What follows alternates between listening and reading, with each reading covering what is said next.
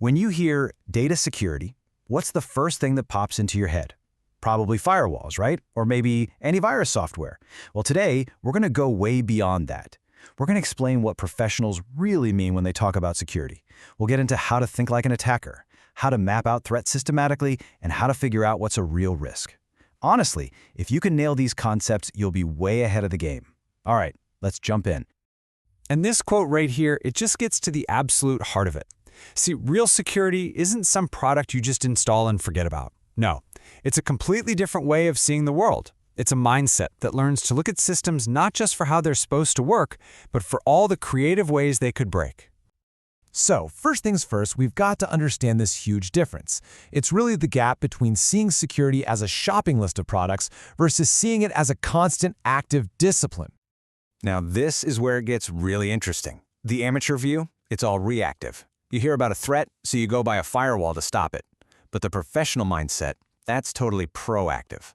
It just assumes things will fail. And it's always asking, okay, what if this breaks? What if that person is an attacker? It's all about getting ahead of problems before they ever have a chance to happen. Okay, so how do you actually start thinking this way? Well, it pretty much boils down to these three things. First, you question everything. I mean, every single assumption. Is that server really safe just because it's inside our network? Probably not. Second, you start thinking about misuse. For every awesome new feature you build, you have to ask, how could someone abuse this? And third, you just reduce trust everywhere. You've probably heard the term zero trust. It just means we treat everything, even our own devices, as potentially hostile until proven otherwise. It's not about being paranoid, it's about being disciplined. All right, so having the right mindset is a great start, but how do you apply without just running around in circles?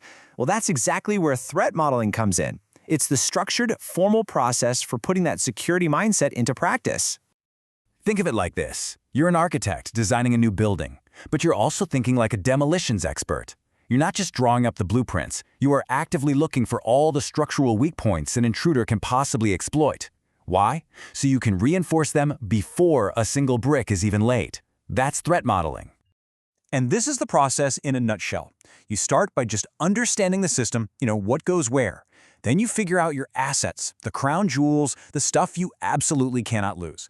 From there, you brainstorm all the ways things could go wrong, identify the threats, figure out what defenses or controls you need, and then, this is key, you prioritize. You can't fix everything at once, so you focus on what really truly matters most. Now that third step, identifying threats, that can feel a little overwhelming, right? Where do you even start? Well, professionals have some amazing tools for this, and one of the classics is a little mnemonic called STRIDE. Think of it as your disaster checklist to make sure you're not forgetting any big categories of trouble. Let's just walk through this real quick. S is for spoofing. Can someone pretend to be another user? T is for tampering. Could an attacker change our data without us knowing? R is repudiation. Could someone do something bad and then convincingly deny they ever did it? Next up, I is for information disclosure. Your classic data leak. D is denial of service. Can an attacker just shut our whole system down? And finally, E is elevation of privilege. Can a normal user somehow trick the system into making them an admin?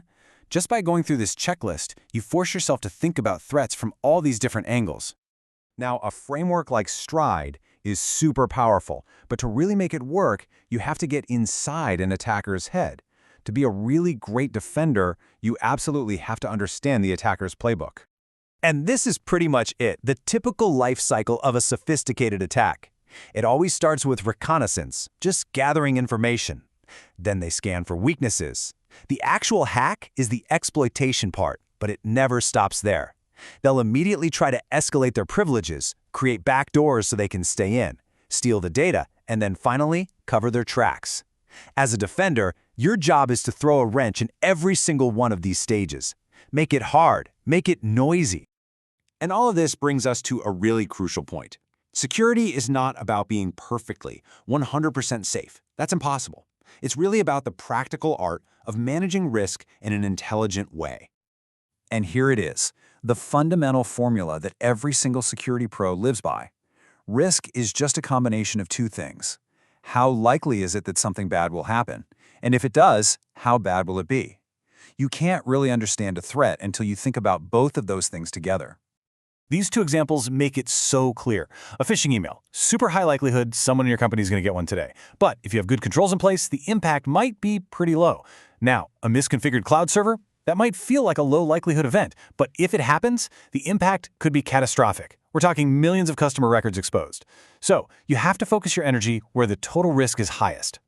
So when you're thinking about what to prioritize, where do you start?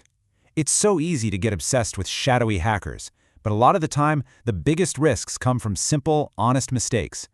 Just think about it. One well-meaning employee who accidentally shares a sensitive Google Doc with a public link. No bad intentions at all, just a single click. That's why one of your top priorities is often just building systems that protect people from themselves. And this brings us to our final and maybe the most important point of all. This security mindset. It can't just live with the security team. If it's going to work, I mean really work, it has to be part of the entire company's culture. So how do you do that? Well, it means you got to break down those silos. It means security people are talking openly with developers from day one, not just showing up at the end to say no. It means when something does go wrong, and it will, the focus is on learning from it, not pointing fingers. And it means training people in a way that's regular, realistic, and actually applies to their jobs. I absolutely love this metaphor. A security team shouldn't be some separate department locked away in an ivory tower. It should be woven into the very fabric of the company, just like an immune system, always on, always working in the background, protecting every part of the whole and keeping the entire organization healthy. So let's end with a little challenge for you. Take this mindset and try it out. Think about a system you use every single day, maybe at work, maybe at home. What is the one big assumption you've always made about its security that you've never actually stopped to question? Just thinking about that, that's the first step. Thanks for tuning in.